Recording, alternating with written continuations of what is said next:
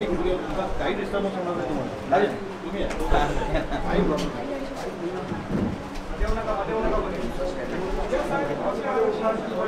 खाली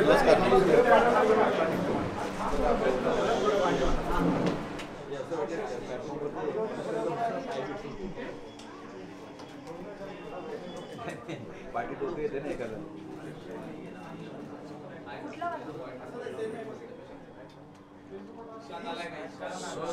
rolling ma'am,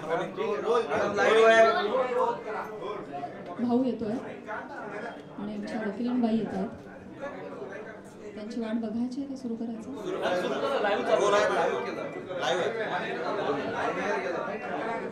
सगळ्यांना नम्रतापूर्वक नमस्कार. इतक्या मोठ्या संख्येने तुम्ही सगळेजण आलात, शॉर्ट नोटीसवर आलात, मनापासून धन्यवाद. तुम्हा सगळ्यांना आज आपण इथे का जमलोय हा विषय माहिती आहेच आहे. बीड जिल्ह्यातील माननीय आमदार श्री सुरेश धस यांनी काल प्रसारमाध्यमांशी बोलताना जी काही टिप्पणी केली त्या संदर्भात तीव्र निषेध व्यक्त करण्यासाठी आज मी तुम्हा सगळ्यांसमोर आलेली आहे. काल नाही तर गेले 1.5 महिन्यापासून हा सगळा प्रकार चालू आहे आणि गेले 1.5 महिने अत्यंत शांततेनं मी या सगळ्याला सामोरी जाते. सगळ्या ट्रोलिंगला, सगळ्या निगेटिव्ह कमेंट्सना. आणि ही माझी शांतता, माझी मूकसंमती नाही आहे. मी माझ्यासारख्या अनेक महिला, कलाकार या सगळ्यांचीही हतबलता आहे. हे शांत राहणं तुम्हा सगळ्यांमुळे कुठे ना कुठेतरी आमच्यावर बेतलेलं आहे. एक व्यक्ती आपल्या कुठल्या तरी रागाच्या भरात, उद्वेगाच्या भरात काहीतरी बरळून जाते. त्यानंतर त्या 2 वाक्यांचा मीडिया 1000 व्हिडिओ करतो, तेवढेच शब्द पकडतो, त्याच्यावर 1000 व्हिडिओज बनतात यूट्यूब चॅनल्सवर. मग एका सेलिब्रिटीला त्याच्यावर वक्तव्य करणं भाग पाडलं जातं. मग ती बोलते, मग परत पहिल्या व्यक्तीला वाटतं आता आपण बोललंच पाहिजे, मग ती परत व्यक्ती बोलते, मग आता परत बोलणं क्रमप्राप्त होतं कारण आता नाही बोलली का गप्प बसली का मागे हटली, मग ही परत व्यक्ती बोलते. ही चिखलफेक चालू राहते, महिलांची अब्रू निघत राहते आणि सगळ्यांचं मनोरंजन होतं. हे होऊ नये, सगळ्या समाज माध्यमांसमोर ही चिखलफेक होऊ नये म्हणून मी यात पडले नाही. मी शांत बसणं हा पर्याय स्वीकारला. या गटारात मी दगड टाकणं योग्य समजलं नाही. ऑल्सो मला असं वाटलं की हा विषय इतका खोटा आहे, ही गोष्ट इतकी धादांत खोटी आहे, त्याला काही बेस नाही.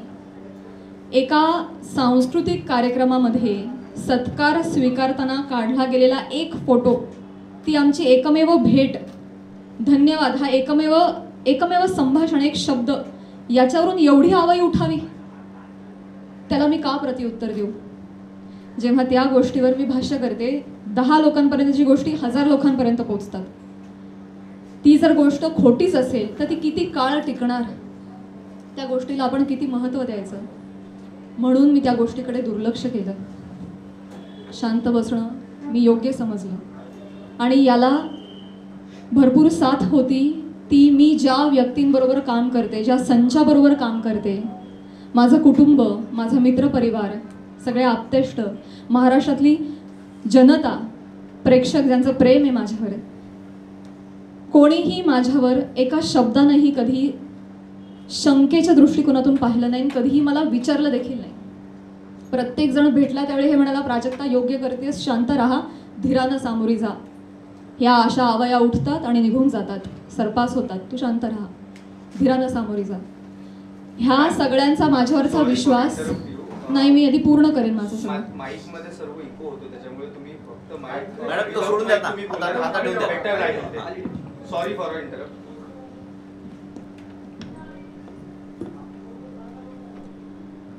तर ह्या सगळ्या ज्या आवया असतात जशा निघतात तशाच निघून जातात. असं सगळं असल्यामुळे आणि या सगळ्यांचा पाठिंबा आणि माझ्यावरचा विश्वास इतका दांडगा होता ही माझ्यासाठी अत्यंत जमेची बाजू होती. त्यामुळे मला माझ्या चारित्र्यावरचं एक्सप्लेनेशन द्यायला समोर यावं अशी गरजच वाटली नाही. आज ही वेळ येते ही अत्यंत नामुष्की आहे आणि ती वेळ आली आहे कारण एक लोकप्रतिनिधी याच्यावर टिप्पणी करतात. एखादी रूमर आहे, रूमरचंही खरं त्याला स्थान नाहीये, पण एखादी असाच उठलेला वावटळाविषयी जेव्हा लोकप्रतिनिधी, जे लोक ज्यांना आपण जनतेनं निवडून दिलंय, आपले प्रश्न विधिमंडळात जाऊन त्यांनी आपले प्रश्न मांडावेत, आपल्यासाठी न्याय मागावा, आपल्या हक्कांचं रक्षण करावं, आपलं रक्षण करावं अशी ज्यांच्याकडून आपली अपेक्षा आहे, अशी मंडळी जेव्हा आपल्यावर चिखलफेक करतात तेव्हा ही गोष्ट गांभीर्यानं घेण्याची वाटली मला. आणि म्हणूनच आज मी तुम्हा सगळ्यांसमोर आले. काल जर हे असं बोलले नसते तर मी तशी शांत बसले होते आणि मी याच्यावर कधी भाष्य केलं नसतं. पण काल त्यांनी ते वक्तव्य केल्यामुळे मला आज तुम्हा सगळ्यांसमोर यावं लागलं. कारण जेव्हा एक लोकप्रतिनिधी असतो जो हजारो लाखोंचं नेतृत्व करतो, लाखो जनता त्यांच्या विचारांना फॉलो करते, जेव्हा ते बोलतात तेव्हा त्यांची विचारधारा लाखोंची विचारधारा होते, ते त्या गोष्टींवर कुठेतरी ठसा उमटवतात आणि खरी आहे असं भासवतात, तेव्हा मात्र ही फार गंभीर बाब होऊन जाते. माझा एक बेसिक प्रश्न आहे सुरेश धस साहेबांना. तुम्ही एक राजकारणी आहात, आम्ही एक कलाकार आहोत. तुम्ही एका दुसऱ्या राजकारणावर कुठेतरी कुरघोडी करताय, टीका करताय, तुमचं जे काय चालू आहे, तुमचं जे काय चालू आहे लखला, तुम्ही ते करत राहा. या सगळ्यांमध्ये तुम्ही कलाकारांना का खेचता? आम्हा कलाकारांचा ह्याच्यामध्ये काय संबंध? काय बीडमध्ये काहीतरी कायदा सुव्यवस्थेचा काही प्रश्न निर्माण झालेला आहे, त्याच्यावर भाष्य करत असताना कलाकारांवर गाडी का घसरते? ते इव्हेंट मॅनेजमेंट विषयी काहीतरी सांगत होते की यांच्याकडून शिकावं इव्हेंट मॅनेजमेंट. मान्य, पण मग महिला कलाकारांचीच का नावं येतात? का परळीला कधीच कुणी पुरुष कलाकार गेला नाही का हो कार्यक्रमाला? त्यांची नावं का नाही आहेत? इव्हेंटमॅनचं तुम्हाला जर एक उदाहरण द्यायचं आहे तर पुरुष कलाकारांची नावं घ्या ना. महिलांची नावं घेऊन अतिशय कष्टानं ज्या महिला अतिशय छोट्या फॅमिलीमधून येऊन संघर्षमय आयुष्य जगत मोठ्या होतात आणि आपलं एक नाव कमवतात, त्यांची प्रतिमा ते असं बोलून डागाळतात. हे कितपत योग्य आहे? तुम्हाला उदाहरण द्यायचं, तुम्ही पुरुष कलाकारांची नावं घ्या, पण त्यांनी तसं केलं नाही. त्यांनी त्यांच्या वैयक्तिक स्वार्थासाठी फिल्म इंडस्ट्रीमध्ये काम करणाऱ्या महिलांची नावं घेतली, त्याचा वापर केला, गैरवापर केला. त्यांनी स्वतःचा TRP वाढवण्यासाठी महिलांची नावं घेतली, अतिशय कुत्सितपणे टिप्पणी केली, अतिशय कुत्सितपणे. एक कलाकार म्हणून वेगवेगळ्या शहरांमध्ये जाणं, प्रेक्षकांचं मनोरंजन करणं हे कलाकारांचं काम आहे. आणि फक्त परळी नाही, महाराष्ट्राच्या कानाकोपऱ्यात जाऊन मी याही आधी कार्यक्रम केलेले आणि यापुढेही करत राहणार आणि सगळेच कलाकार करतात. या आधीही हजारो नेत्यांबरोबर, प्रतिनिधी क्षेत्रातल्या सगळ्या मान्यवरांबरोबर फोटो आहेत. मग तो फोटोचा रेफरन्स उचलून तुम्ही कोणाही बरोबर असं नाव जोडून टाकणार का? हे एक महिला म्हणून, महिला कलाकार म्हणून मला अतिशय ही बाब निंदनीय वाटते. महाराष्ट्रातल्या राजकारण्यांना हे कृत्य शोभत नाही. बरं, ते जे बोललेत ते इतकं कुत्सित आहे. अच्छा, त्या पण येतात का परळीला? अच्छा अच्छा. कोणाला जर नवा चित्रपट वगैरे करायचा असेल तर परळी पॅटर्न अवलंबावा, त्यांचा जे काय जवळचा पत्ता वगैरे. काय म्हणायचंय काय तुम्हाला? तुम्ही फक्त महिला कलाकारांच्या चारित्र्यावर शिंतोडे नाही उडवत आहात, महिलांच्या कर्तृत्वावर सुद्धा तुम्ही प्रश्नचिन्ह उपस्थित करताय. का? कुठल्याही पुरुषाच्या किंवा राजकारण्याच्या कुबड्यांशिवाय एखादी महिला स्वकर्तृत्वावर यशस्वी होऊ शकत नाही का? कष्टांनी आणि मेहनतीनं एखादा माणूस मोठा होतो, याच्यावर तुमचा विश्वास का नाही बसत? ही अशी टिप्पणी करून तुम्ही माझी नाही, आम्हा महिलांची नाही, स्वतःची मानसिकता दाखवताय असं मला वाटतं. आणि ही अतिशय खेदजनक बाब आहे. पाणी आणि टिश्यू.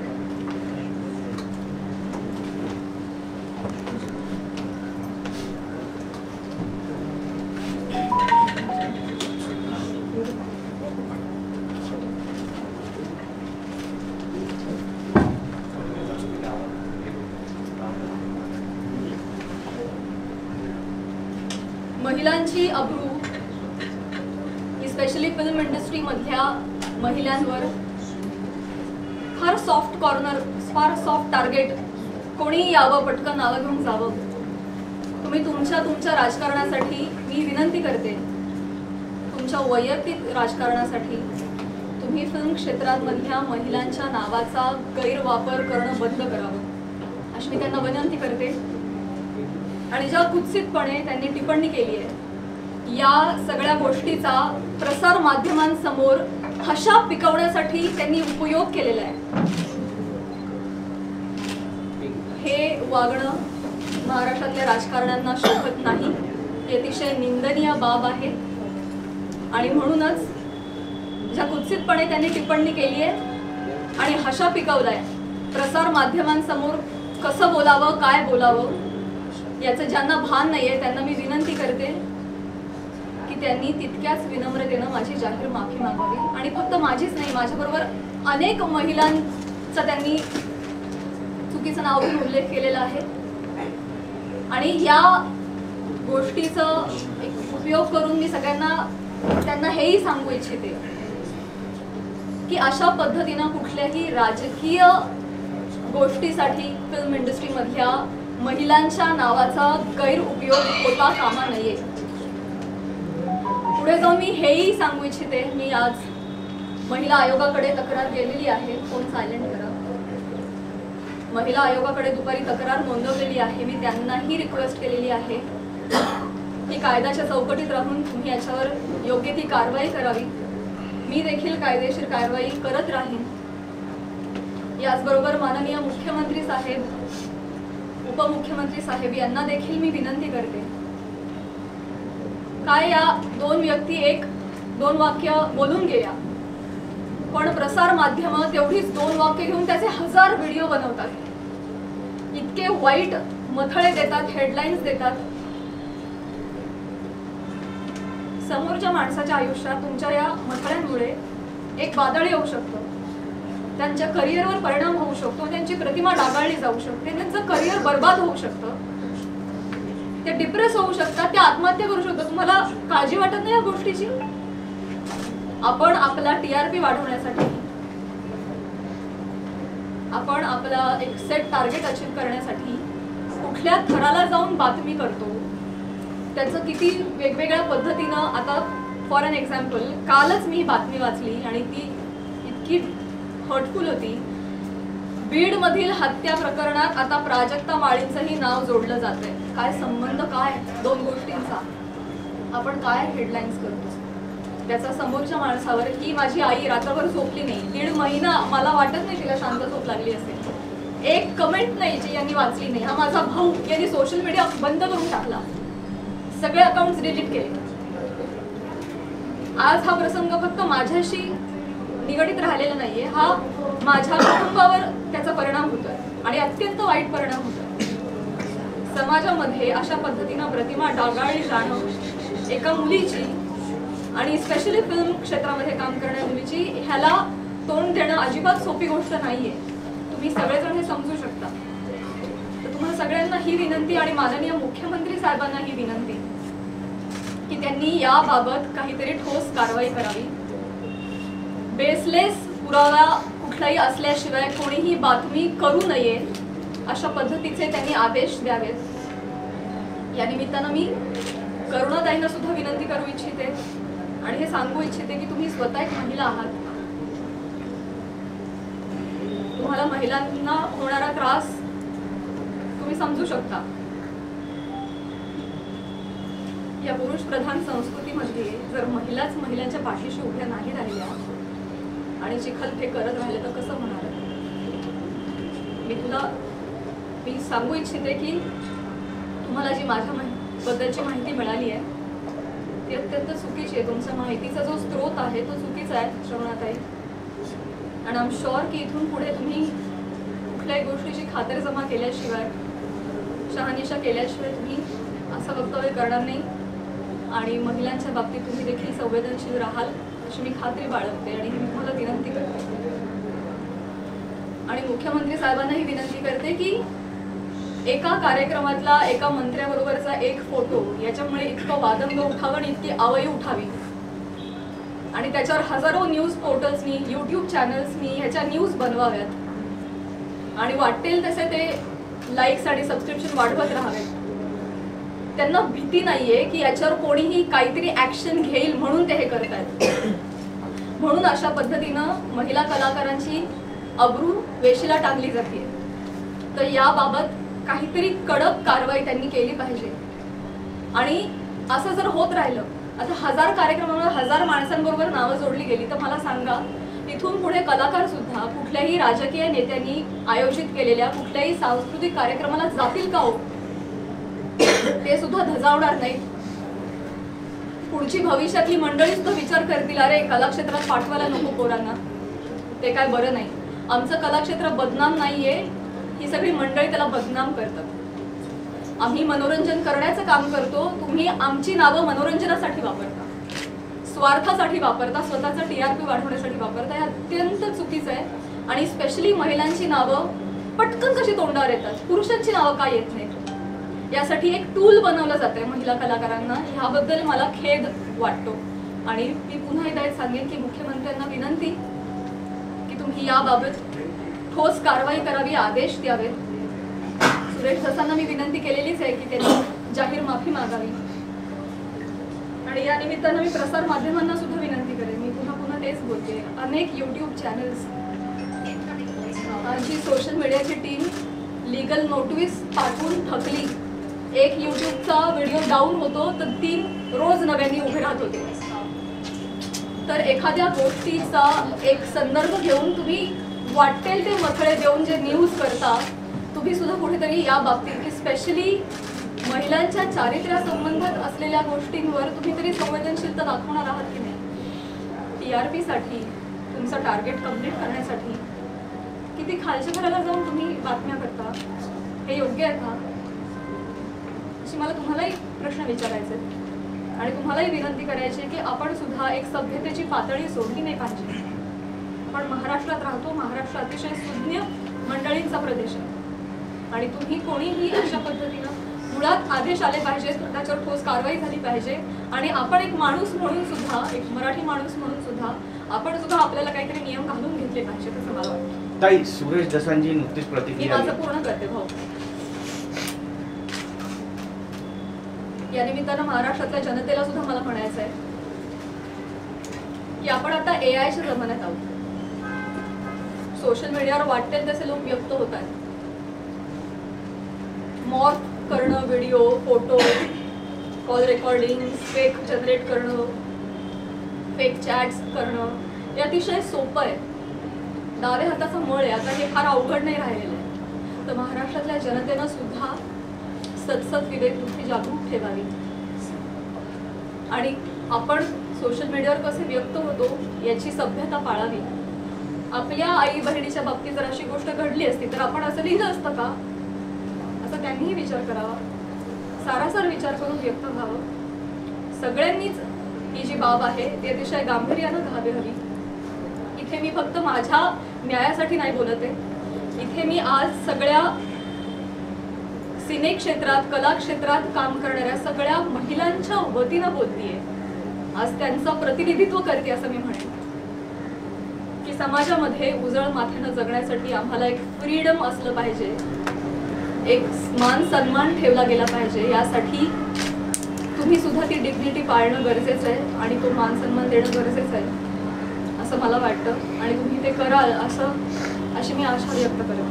एक प्रश्न असा होता, आता आपण ज्या पद्धतीने म्हणाला, आता एकच प्रश्न आहे ताई, सुरेश दास यांचं स्टेटमेंट आलंय की माफी मागणार नाही म्हणतात. सुरेश दास म्हणताय प्राजक्ता माळींची माफी मागणार नाही. सुरेश दास म्हणताय प्राजक्ता माळींची मी जाहीर माफी मागणार नाही. मी त्यांना मागणी केलेली आहे. त्यांनी ज्या कुत्सितपणे भाषा पिकवण्यासाठी हा मुद्दा उचललाय ज्याला काही बेस नाही. तर मी मागणी केलेली आहे आणि मला खात्री आहे की माननीय मुख्यमंत्री साहेब, माननीय उपमुख्यमंत्री साहेब, महिला आयोग याच्यावर कठोर कारवाई करतील आणि योग्य ती गोष्ट घडवून आणतील. आयोगाकडे आपण तक्रार दाखल केलेली आहे. आपण कायदेशीर पाऊल म्हणजे पोलीस स्टेशन मध्ये जाऊन धस यांच्या विरोधात काही तक्रार दाखल करणार आहात का? ज्या पद्धतीने आता ते म्हणतायत की आम्ही माफी मागणार नाही म्हणून, तर आपण कायदेशीर पाऊल नेमकं काय उचलणार आहात? महिला आयोगाकडे तक्रार दिलेली आहे. आज किंवा उद्या मुख्यमंत्री साहेबांची भेट मला मिळणार आहे. त्यांना समक्ष जाऊन मी पत्र देणार आहे. उपमुख्यमंत्री साहेबांना जाऊन भेटणार आहे. त्यांना देखील समक्ष जाऊन पत्र देणार आहे, निवेदन करणार आहे. आणि जर गोष्ट काही घडली नाही आणि ही देखील महिला म्हणून हलक्यात घेतली तर डेफिनेटली माझ्या वकिलांमार्फत मी योग्य ती कारवाई करेन. न्यायासाठी नाही, मी समस्त कला क्षेत्रात काम करणाऱ्या महिलांच्या वतीनं पाऊल भाजपचे आमदार आहेत आणि मुख्यमंत्री गृहमंत्री कारवाई करतील असं वाटतं तुम्हाला? तुम्हाला एक चान्स दिला. या प्रकरणाची सुरुवात तुम्ही उल्लेख देखील केला करुणा मुंडे यांच्या व्हिडिओ पासून झाली होती. तर तुम्ही सुरेश धस यांच्यावरती कारवाई करावी अशी मागणी करताय. करुणा मुंडे यांची तक्रार तुम्ही महिला आयोगाकडे केली का किंवा करणार आहात का? मी ऑलरेडी त्यांना देखील नोटीस पाठवली आहे, करुणाताईंना तेव्हाच पाठवली आहे. त्यानंतर त्यांनी काही वक्तव्य केलं नाही, त्या शांत बसल्या. त्यामुळे मी पुढे काही त्यांच्यावर कारवाई केली. मराठी चित्रपट सृष्टी तुमच्या मागे खंबीरपणे उभी आहे का? डेफिनेटली आहे, डेफिनेटली आहे. मराठी चित्रपट सृष्टी सगळे कलाकार खंबीरपणे माझ्या पाठीशी आहेत आणि मी सगळ्यांचं नेतृत्व करेन. सुरेश धस यांनी ही पत्रकार परिषद आपली चालू आहे, त्यांच्यानंतर त्यांनी प्रतिक्रिया दिली की हे संतोष देशमुख प्रकरण दुसरीकडे नेण्यासाठी म्हणून तुम्ही ही पत्रकार परिषद घेतली. मला हेच सांगायचं आहे तुम्हाला सगळ्यांना, हेच सांगण्यासाठी आज मी आली आहे की तुमच्या राजकीय हेतूसाठी तुम्ही कला क्षेत्रातल्या कलाकारांची नावं का जोडताय? कलाकारांचा आणि राजकारणाचा काही एक संबंध नाहीये. तुम्ही जर कालच्या त्या भाषणामध्ये आमचं नाव घेतलं नसतं तर आज मी तुमच्या समोर इथे नसते. मी आज माझ्या ज्योतिर्लिंग यात्राला असते. त्यांनी नाव घेतल्यामुळे आज मला इथे बसावं लागतंय. त्यांनी सुरू केली ही गोष्ट. त्यामुळे तुम्ही असा अर्थ जोडू नका, ही तुम्हालाही विनंती. आणि मुळात राजकारणाचा आणि कलाकारांचा काही संबंध नाही. तुम्ही तो ओढून आणू नका. स्पेशली महिला कलाकारांना तुम्ही इथे त्यांच्या प्रतिमा डागाळू नका. कला क्षेत्रातील जे कलावंत मुलगी बोलते. या सगळ्या चिखलफेकमुळे कुठेतरी कलाकार कोणत्याही गोष्टीवर भूमिका घेताना म्हणजे काचकूच करतात असं वाटतं का? भीती वाटते ना, कारण प्रसार माध्यम त्याला चुकीची प्रसिद्धी देतात. मग यामुळेच पुढे कधी काही म्हणूनच मुख्यमंत्र्यांना मी विनंती करणार आहे की जर कुठलाही पुरावा नसेल तर प्रसार माध्यमांनी स्पेशली युट्यूब चॅनल्सनी जर अशा काही बातम्या केल्या तर त्यांच्यावर कठोर कारवाई करावी. इनफॅक्ट तशा पद्धतीचे निर्देश त्यांनी आत्ताच जारी करावे. सुरेश धसांनी फक्त माफी मागावी एवढंच तुमची मागणी आहे? जरी त्यांनी माफी मागितली तरी त्यांच्यावर कारवाई करण्यात यावी अशी? मला ना प्रॉब्लेम एक दोन व्यक्तींनी बोलण्याचा नाहीये, या मला प्रवृत्तीचा त्रास आहे. हा प्रघात पडता कामा नये. कोणीतरी काहीतरी फार कष्टाने नाव कमवतो, कोणीतरी एक काहीतरी येऊन बोलून जातं आणि अख्खी इमेज डागाळते. स्पेशली महिलांच्या बाबतीत मी पुन्हा तेच म्हणेन की नाव घेताना त्यांनी 3 महिलांचं का नाव घेतलं? पुरुष कलाकार गेलेच नाहीत का हो परळलं कधी कार्यक्रमाला? मी जेव्हा गेले होते कार्यक्रमाला तेव्हा माझ्याबरोबर सुद्धा प्रसाद खांडेकर, गौरव मोरे ही मंडळी होती. अमीर हडकर, आमचे सगळे कलाकार होते. त्यांची नाही नावं आली. त्यामुळे स्त्री कलाकारांना याच्यामध्ये गोवू नये. राजकारण्यांनी स्वतःच्या स्वार्थापायी TRP त्यांच्या अशा पद्धतीने वाढवू नये आणि गैरवापर करू नये. हिंदी असो किंवा मराठी सिनेसृष्टी असो, राजकीय नेते मुख्यतः कलाकारांना टार्गेट करतात. हे हेतुपुरस्सर किंवा जाणीवपूर्वक वक्तव्य केल्यानंतर त्यांना प्रसिद्धी मिळते किंवा प्रसिद्धी होता देण्यासाठी असं वक्तव्य होतं असं वाटतंय का? आणि याचा पाठपुरावा म्हणून तुम्ही कलाकारांची काही संघटना बांधणार का, त्याला एकत्र आणणार का आगामी काळात? मला हेच म्हणायचं आहे की ते काहीतरी बोलून जातात, एक काहीतरी वल्गना करून जातात. खरं तर त्यांनी अशा पद्धतीच्या वल्गना हाणून पाडल्या पाहिजेत एक लोकप्रतिनिधी म्हणून, पण ते त्याला हवा देत आहे ती गोष्ट चुकीची आहे. पण त्यांना जेव्हा कळेल पुढे जाऊन की त्यांच्या एका वक्तव्याचे 1000 वेगळ्या पोर्टल्सनी 1000 न्यूज केल्या, हे त्यांना कळल्यानंतर खरं तर तेही करणार नाही, करुणाताई बोलणार नाही. पण त्यांना ही पुढे गोष्ट एवढी मोठी घडतीये ह्याची त्यांना कल्पना नसावी कदाचित. मला जेवढे त्या 2 व्यक्ती बोलल्याचा त्रास आहे तेवढाच त्रास मला प्रसार माध्यमांनी केलेल्या फेक न्यूजचा देखील आहे. सो डेफिनेटली याच्यावर कारवाई व्हावी असं मला वाटतं. कलाकार या विषयांवर बोलणं टाळतात, सोडून देतात, त्याच्यामुळे तुम्हाला वाटतं का की त्यांना बोलायला वेळ मिळतो किंवा तो चेष्टा मस्करीचा विषय होतो? करुणा मुंडेंनी जेव्हा तुमच्यावर टीका केली तेव्हा जर तुम्ही उत्तर दिलं असतं तेव्हा पुन्हा एकदा तुमचं नाव अशा प्रकारे घेतलं गेलं नसतं असं वाटतं? सुरुवात करुणा मुंडेंनी केली असं म्हणायचं. पुन्हा एकदा मला तेच म्हणायचंय, का कलाकार पुढे येत नाही? मी पहिलं वाक्य म्हणाले की या सगळ्यामध्ये आमची हतबलता आहे गप्प राहण्यामध्ये. का? कारण समाज माध्यमांमध्ये ही चिखलफेक चालू राहते. विषय एवढा असतो कुठेतरी वेगळीकडे जाऊन पोहोचतो. आज तुम्हाला काय वाटतंय, आज तुम्हाला काय वाटतंय, हे चालू राहतं. त्यामुळे कलाकार शक्यतो यामध्ये पडत नाही. आणि बरीच मंडळी, मी फक्त कलाक्षेत्र म्हणत नाही, बऱ्याच क्षेत्रामधली मंडळी गप्प राहणं हा पर्याय निवडतात, कारण हे असं जाहीरपणे चिखलफेक होत राहते. म्हणूनच या संदर्भात जर काहीतरी रूल्स अँड रेग्युलेशन्स आले, कठोर नियम आले की जर या गोष्टीमध्ये तथ्य सापडलं नाही, जर कुठला पुरावा सापडला नाही तर त्यांच्यावर कायदेशीर कारवाई होईल त्या न्यूज पोर्टलवर किंवा यूट्यूब चॅनलवर. असा जर आपल्याकडे नियम आला ना तेव्हाच जाऊन हे बंद होणार आहे. तर असा नियम काढावा हीच विनंती आहे माझी मुख्यमंत्री साहेबांना. पण तुम्हाला जाणीवपूर्वक टार्गेट केलं जाते? नाही, त्यांनी माफी नाही मागितली तर पुढची भूमिका काय असेल? मला हा नियम आणायचा आहे. मला या निमित्तानं प्रसार माध्यमांमध्ये जे काही न्यूज होतात त्याला पुराव्यांची जोड नसेल तर तुम्ही ते करू नका, केलं नाही पाहिजे. ते खोटं आढळल्यास कायदेशीर कारवाई होईल अशा पद्धतीचा नियम आला पाहिजे. हे माझं खरं उद्दिष्ट झालंय. असंही म्हणाल की मुंबईत जाऊन मी बोलणार आहे प्राजक्ता माळींसोबत. स्वागत आहे.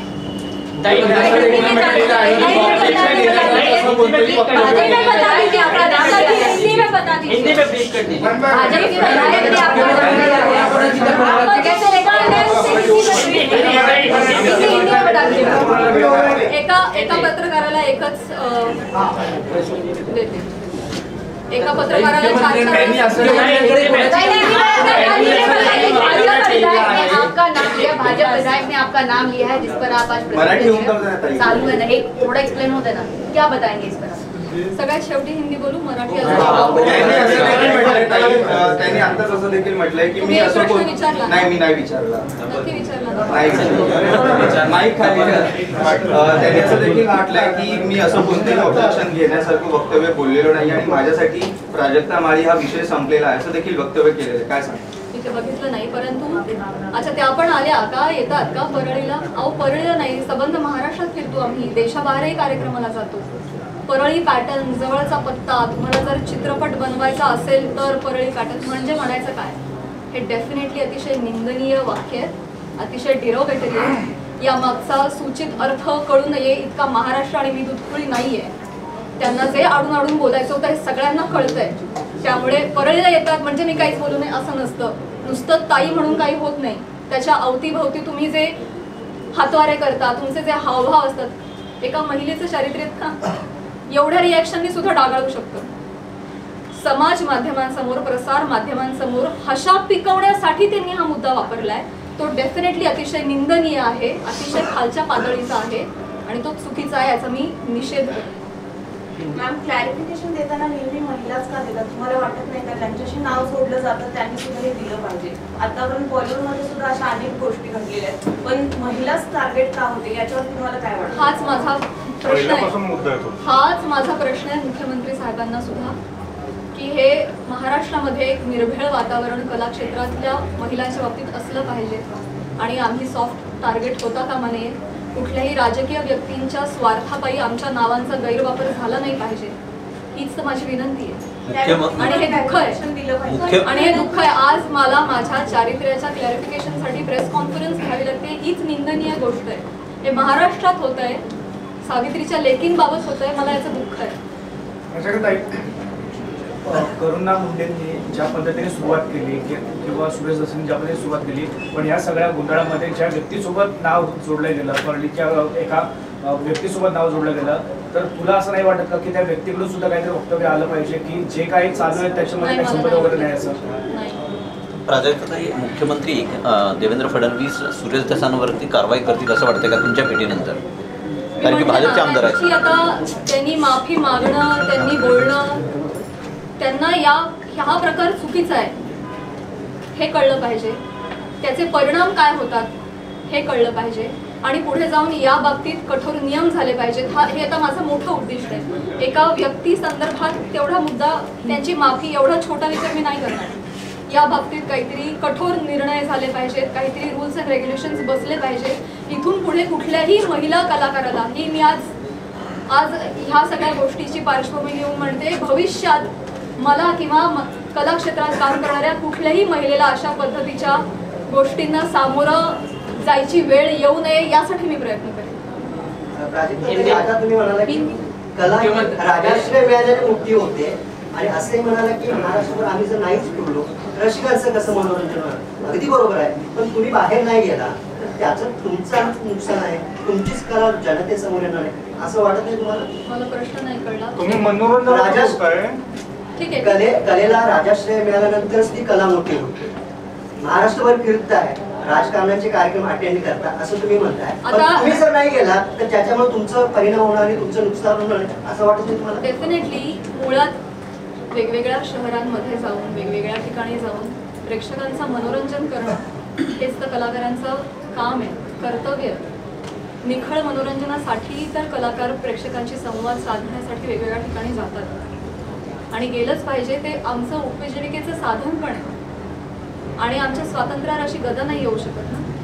त्यामुळे कलाकार धर्म आम्ही पाळतोय, पण त्याचा असा पद्धतीनं चुकीचा अर्थ काढणं हे क्लेशदायक. तेव्हाच कला मोठी होईल जेव्हा त्याला राजाश्रय मिळाली पाहिजे. म्हणूनच म्हणते रूल्स अँड रेग्युलेशन्स आणा. हिंदी में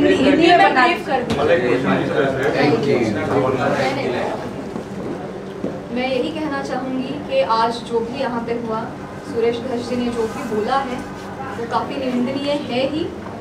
उसके खिलाफ हम काम करेंगे डेफिनेटली. महिला आयोग भी करेंगे, माननीय मुख्यमंत्री जी भी करेंगे. सबसे मैं निवेदन करूँगी, लीगल एक्शन भी लिए जाएंगे. लेकिन इसके परे जाके मैं ये रिक्वेस्ट करना चाहूँगी गवर्नमेंट से कि जो भी एक दो व्यक्ति कुछ बोल जाते हैं, उसके बाद जो हज़ारों न्यूज़ चैनल्स, यूट्यूब चैनल्स जो ब्रेकिंग न्यूज़ बनाते हैं और फेक न्यूज़ बनाते हैं विदाउट एनी स्ट्रॉन्ग प्रूफ्स, उसके खिलाफ कुछ स्ट्रॉन्ग एक्शन ली जाए, उस पर कुछ रूल्स एंड रेगुलेशंस बनाए जाए.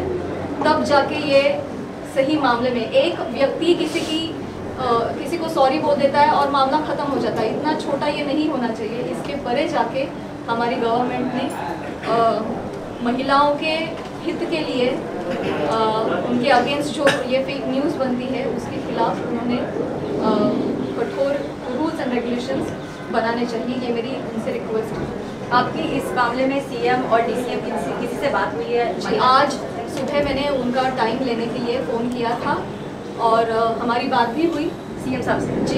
जी, और उन्होंने भी ये बोला कि ये नॉनसेंस मैं भी बिल्कुल टॉलरेट नहीं करूँगा और मैं आपको प्रेस कॉन्फ्रेंस लेने से नहीं रोकूंगा. आप प्लीज़ जाइए, प्रेस कॉन्फ्रेंस लीजिए. मैंने ऑलरेडी धस जी से बात की है और ये नॉनसेंस हम कोई भी टॉलरेट नहीं करेगा. क्या और मैं आमने सामने जाके भी उनसे ये बात करूँगी.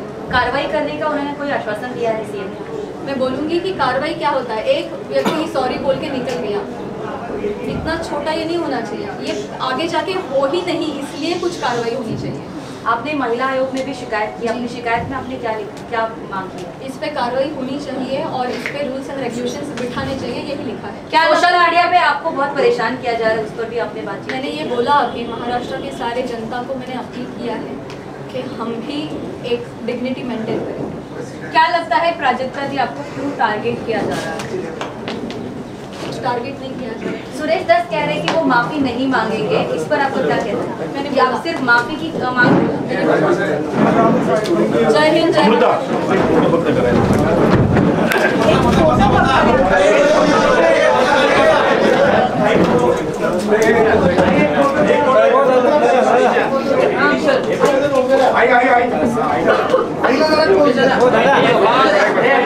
लाइव चल रहा है.